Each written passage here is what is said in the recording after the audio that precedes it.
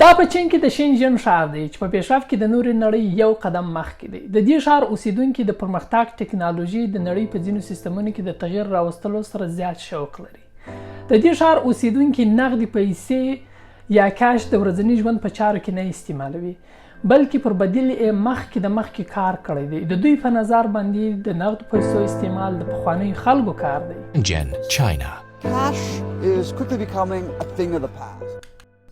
په نور نړۍ کې د بانکي حسابونو راکړې ورکړې لپاره تاسو د بانک اکاونټ ته ضرورت لري. بانک ته ځئ، اکاونټ خلاصوئ. تر 2 یا 3 ورځو پورې د میل باکس د لارې د بانک کارت تاسو خپل کور ته راځي. خو په چین کې دا پروسه برعکس ده. دا هر څه ته د خپل کور څخه کوي. لومړی خپل ټلیفون د لارې څخه د ویچاټ اپ ډاونلوډوي. دا اپ واتس اپ ته ورته یو اپ دی. د خپل ملګري، کورنۍ او دوستانو د سره د تماس نیولو ترڅنګ دا اپ ستا د نغدو پیسو بټوه هم ده. د ویچاټ ترڅنګ د الیپی په نوم باندې یو بل اپ هم سته چې دغه دواړه یو شان خدمات وړاندې کوي. که تاریخ ته وګورو، د جنس په جنس تبادلې وروسته د چین دولت د بدیل د پیدا کولو کوشش وکړ چې هغه سره زر و. تر یو څه مودې پورې سره زر په راکړه ورکړه کې استعمال سوه. دا چې زر خورا درانه ول، د چین دولت په 9مه پیړۍ کې د نغدي پیسو او یا هم د کاغذي پیسو طرحه وړاندې کړه چې دا طرح تر اوسه پورې په ټوله دنیا کې چلیږي. دا چې کاغذي پیسې لاس پر لاس کېږي، د انسانانو ساري ناروغي د یو څخه بل ته انتقالوي. لنډ مثال یې د 2020 کال تر اوسه پورې د کرونا انتقالي ناروغي ده. اوس د چین دولت د نغدو پیسو د مکمل بندولو په هڅه کې دی او پر ځای باندې خلک الیپی او ویچاټ استعمالولو ته هڅوي. اوس سوال دا دی چې ولې خلک بانک نه استعمالوي؟ زه یې دلایل درته وایم. بانک ډیبټ کارت یا هم کریډټ کارت لري. ته چې کله سودا کوې، مجبور یې د دغه 2 کارډونو د لارې څخه پیسې ورکړې. د مثال په ډول په مارکیټ کې $50 مصرف کوې او په کارت باندې پیسې ورکوې. بانک میډیټر دی. د مارکیټ خاوند ستا د $50 څخه $40 ترلاسه کوي. نو $3 څه سول؟ زه یې درته وایم، هغه په کمیشن کې ولاړل. د بانک کمیشن، د کارت کمیشن، د پیسو د ورکړې او یا هم پیمنټ میتود کمیشن. ځکه خو د چین دولت د ویچاټ په نوم یو اپ پرانیست او د بانک مسله یو طرفه کړه. په چین کې هر جنس د کیو آر کوډ لري. ته د خپل موبایل د کمرې په واسطه باندې د کیو آر کوډ سکین کوي او د جنس قیمت ویني. د قیمت د لیدلو څخه وروسته د رانیولو او نه رانیولو تصمیم نیسي. په چین کې اوس د خلکو لاسي ټلیفون د هغوی نغدي پیسې هم دي.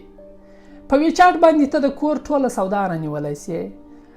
میوه، ترکاري، لباس، انلاین سودا، د ټیکسي کرایه او نور او داسې نور. یوازې د کیو آر کوډ استعمالوه. ته خلکو ته او خلک تا ته په ډېرې اسانۍ سره د ویچاټ د لارې پیسې لیږلی سي. که چیرې په یو کمپنۍ کې کار کوي، کمپنۍ د نغدو پیسو او یا هم د بانک د چک پر ځای باندې ستا د هفتې معاش په اتومات شکل ستا د ویچاټ اکاونټ ته لیږي. که چیرې په غلطۍ په یو مارکیټ کې اضافه پیسې ورکړې، سمدستي د کیو آر د کوډ د لارې څخه بیرته درته استوي چې دا پروسه فقط لاس دقیقې وخت هم نه نیسي. خو که چیرې دا پروسه د بانک د لارې وسي، ته باید تر 10 ورځو پورې انتظار وکړې تر څو دا پیسې ستا اکاونټ ته بیرته راسي. په چین کې تر نیمایي زیات خلک نن ورځ د بانک اکاونټ نه لري، پر ځای الیپی او ویچاټ کاروي. هغوی ته د نغدو پیسو استعمال خورا حیرانونکی ښکاري. هغوی فکر کوي چې یوازې زاړه خلک نن ورځ نغدي پیسې کاروي، ځکه چې هغوی د ویچاټ او الیپی په استعمالولو باندې نه پوهیږي. That's rare and weird, he says. Only the elderly and people who don't know how to use a phone pay cash. ان د سړک پر سر یو غریب هم ځان ته د کیو آر کوډ یې ښدي او خلک ورځي هغه سکین کوي او د ویچاټ د لارې هغه ته خیرات ورکوي. Money with your phone. You would never see that in the US. All you have to do is scan that code to transfer money. شینجن ښار کې په مکمل شکل خلک نغدي پیسې نه کاروي. که تاسو د خلکو د جیب بټوې وګورئ، د یو سره هم نغدي پیسې نشته. یوازې د کیو آر کوډ استعمالوي د خپل ټلیفون د لارې. Nothing. So there's no cash in Shanghai. I mean, as long as you have battery in your cell phone, you can pay everything with Alipay or WeChat. په هوټل کې تاسو ته د غذا منیو نه راوړي چې تاسو غذا انتخاب کړئ، بلکې د میز پر سر باندې د کیو آر کوډ پروت دی. هغه د خپل ټلیفون د کمرې په واسطه باندې سکین کوي او د هوټل منیو ته داخلیږئ. د غذا د انتخاب وروسته سمدلاسه د ویچارت له لارې پیسې هم ورکوئ. د غذا د خوړلو وروسته د هوټل داسې وځئ لکه یو میلمه او یا هم لکه ستا د خوراک بیل چې یو بل ملګري ورکړی. د ویچارت په راتګ سره په چین کې زیاتو بانکونو خپل کاروبار د لاسه ورکړی دی. دا چې د چین دولت یو کمونیست دولت دی، د دغه کړنو تر شا بل څه ویني، هغه دا چې دوی په مکمل شکل خپل وګړي ټول څاري. Never work. The government oversees every transaction the Chinese make. د الیبابا شرکت او د ویچارت کمپنۍ ټینسټ زیات معلومات راټولوي او دا په مستقیم ډول د حکومت سره شیر کوي. ته چې هر ترانزکشن د ویچارت او الیپی د لوري څخه کوي، څه دې رانیول، چیرې دې رانیول، څومره دې رانیول، دولت تعویني. ځکه د چین حکومت د غربي هیوادونو په شان د خلکو شخصي حریم مهم نه دی. د چین حکومت د خلکو د شخصي معلوماتو ترڅنګ د شتمنۍ، کاروبار، بانکي حسابونو ټول معلومات لري او د دغو معلوماتو پر اساس باندې د خپلو خلکو سره د ټاکس او ورځنیو کړنو حساب کوي. که تاسو چین ته سفر وکړئ، د رسیدلو سره سم تاسو د الیپی او یا هم ویچارت اپ ډاونلوډ کړئ او خپل د بانک اکاونټ ورسره وصل کړئ او سودا ورباندې وکړئ. دا په دې معنا باندې ده چې تاسو په خپل لاس باندې د چین حکومت ته اجازه ورکړئ ترڅو ستاسو شخصي او بانکي معلومات ته لاسرسی پیدا کړي او چین دې ته زیات خوشحاله هم دی.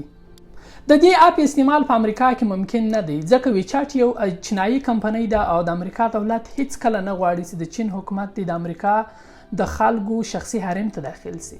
دلته په امریکا کې د بانکي سیستم ترڅنګ د وینمو، پیپل او کشاپ اپونه شته چې دغه یوازې د پیسو د لیږد لپاره استعمالیږي. په امریکا کې تر اوسه پورې د بانکي سیستم نه بغیر د نغدو پیسو د بندولو بدیل نه دی پیدا.